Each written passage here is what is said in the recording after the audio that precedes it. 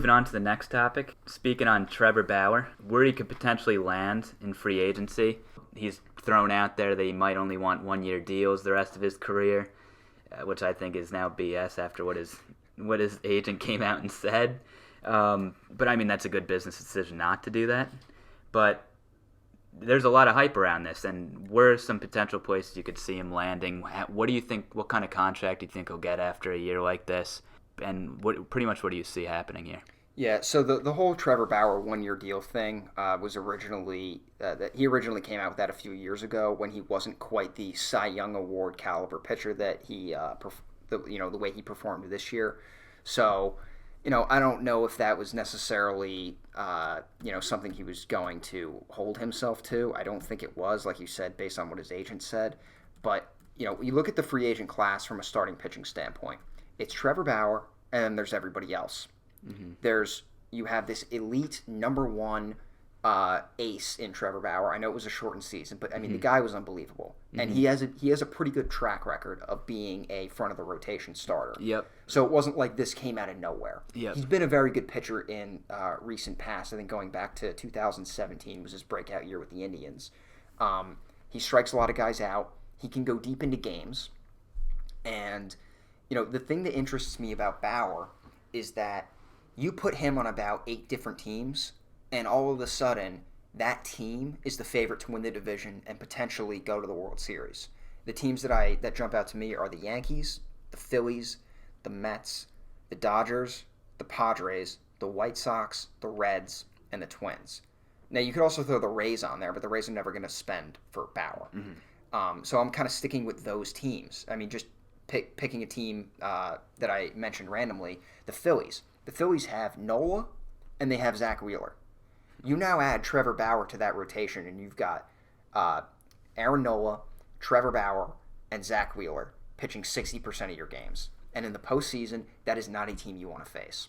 And there's a lot of teams that are in this category where they have a bona fide number one starter, like the White Sox with Giolito, the Yankees with Cole, the Padres have Lamet, and the Mets obviously have Jacob deGrom. You add Trevor Bauer to that rotation, now you're the best team in your division, and potentially the best team in the league, and potentially the best team in baseball. Definitely. Yeah, and the other thing about Bauer, to add on about him, is he's one of the front line guys on the whole transition to analytics baseball, just the whole new age style of spin rates, new style of developing pitchers. He's the front line guy for that, and so he goes to a team. He can teach some of these guys that he can actually help the teams develop their overall pitching development, which a team Sonny Gray's a good example of that. He goes to the Reds, and now he's he's teammates with Trevor Bauer, and Trevor Bauer's like, hey, here's all the different ways you can make your pitches move.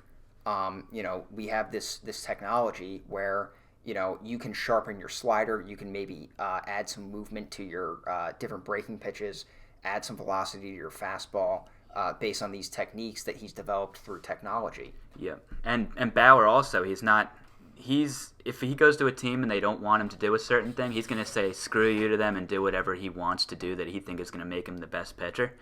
And I think that he's also, his personality from what we've seen is he wants pressure on him. He pretty much does silly things just so that he brings attention on himself, because I think it actually fires him up more. So his personality is built for, if he gets a contract that's pretty big and he needs to prove it, I think that actually makes him a better pitcher, which is not the case for a lot of guys. And so all that stuff added together, he's worth the money that he could get paid and the years that he might get paid. But then it brings up the conversation now where we're coming off the year where a lot of teams lost a lot of money. You can see that a lot of teams are scaling it back. They're cutting ties with a lot of these pitchers that previously were getting big contracts. Like Charlie Morton, they let him go on $15 million. Last year, that'd be considered a very team-friendly deal. And a team like the Rays let him go, which I guess is not overly surprising. But the Indians letting go of Brad Hand, $10 million deal. So we don't really know what kind of contracts he can get. That's why I think that the two teams to look out for Trevor Bauer are the Mets and the Dodgers, because both those teams are not afraid to spend this offseason. I mean, the Dodgers coming off a World Series, I think that they're always willing to spend, it sounds like. It's just got to be the right deal for them. It's got to be the right deal for them. And I think that if he goes to the Dodgers, he's going to be a whole new level of pitcher, because he's the type of guy. Well, the Dodgers are the type of team that bring pitchers on and they become a tier better than they were before. Same with the Astros, are very similar to that. And so I feel, and the Mets, obviously, we talked about before. The Mets, they're looking to make a splash, so they actually might give him a contract that he would have seen last year that most other teams wouldn't even give him. So I could see the Mets and the Dodgers being the two teams battling for him. I would love to see the Yankees get him. I don't think it's necessarily realistic, but if they did get him, that would be unreal for them. Yeah, and the other thing, because we had Garrett Cole, who was a free agent last year, and it was pretty obvious from the outset of the offseason, the Yankees were going to beat whatever he was going to get offered somewhere else. I mean, they gave him 9 years and $324 million. I don't think that Bauer is going to get anywhere into that stratosphere. Mm-hmm. So I think when it comes down to it, there are a lot of teams where if you put Trevor Bauer in your rotation, that transcends you. That puts you on another level. Based on the guys that a lot of these teams already have one or two really good starting pitchers. So to add Bauer, that's kind of the incentive to maybe go an extra year or go an extra couple $1 million a year. My prediction is that he gets somewhere around 5 years and $150 million. 5 years, $30 million a year. And that's a range where I think a lot of the teams that I just named could potentially get to. Mm-hmm. The Dodgers could certainly do it. The Phillies could do it, especially considering that Jake Arrieta's contract is coming off the books. So you've got some money to spend right there. So, I mean, for me, Bauer's going to be the most interesting free agent candidate, because it's not like he's a center fielder or a shortstop or a second baseman. There's a lot of good teams that already have guys at that position. Like the Dodgers, they already have Corey Seager. If it's a big-time shortstop, they're not necessarily going to break the bank to get, another guy and switch guys around.